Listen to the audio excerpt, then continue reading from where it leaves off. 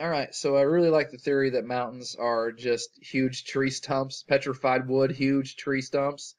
And I've seen a lot of people crap on it, of course, and say that the geologists would know the difference between petrified wood and rock. And yeah, they would, but you never know who's being paid to say what they're saying. And you can't really trust the official narrative. And I don't even know if you can trust the sources that I'm using here to try to show my perspective and where I'm coming from. But it corroborates my research about the time before. This would be listed in the Bible or mentioned in the Bible too about the time of the Nephilim giants when and everything we lived a lot longer. Everything was a lot bigger back then. Here is UCLA archaeologist digs deep to reveal Easter Island torsos. So here are those big statues over there on Easter Island. Here's just the head, and look how big it is compared to the average person. And they say it's even bigger because apparently there were torsos underneath there. So they were just built or buried just from the neck down. They were buried. So everything was a lot bigger. And this would have been during the time of the twilight, the purple haze, the purple dawn, where it was not all the way light and it wasn't all the way dark or nighttime. It was like dusk all day round. And they even kind of talk about that in science with the faint young sun paradox, where they say way back when, a long time ago, the sun would have only been about 70% as intense as it is now, which would mean it would be darker out, which that's what it means to me.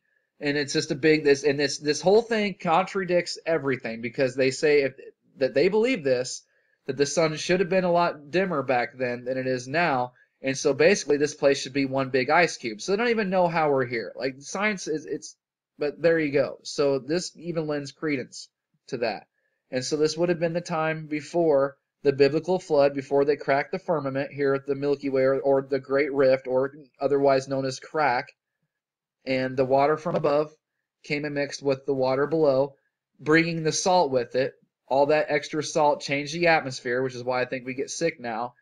And there you go. And see, the Smithsonian here, I've shown this before, they even said long before trees overtook the land, Earth was covered by giant mushrooms. And they used some, suspicious numbers, 24 feet tall and 3 feet wide. So there's your 369. But they even say, so if the mushrooms were 24-foot tall at one point, imagine how tall the trees really would have been. And at the end of the day, a mushroom is it's just a tree. So if the Smithsonian is saying that there were giant mushrooms, then who's to say there weren't giant trees? And another thing I find very interesting is that petrified wood is made of silica. And silica is silicon, right? Silicon dioxide, also known as silica.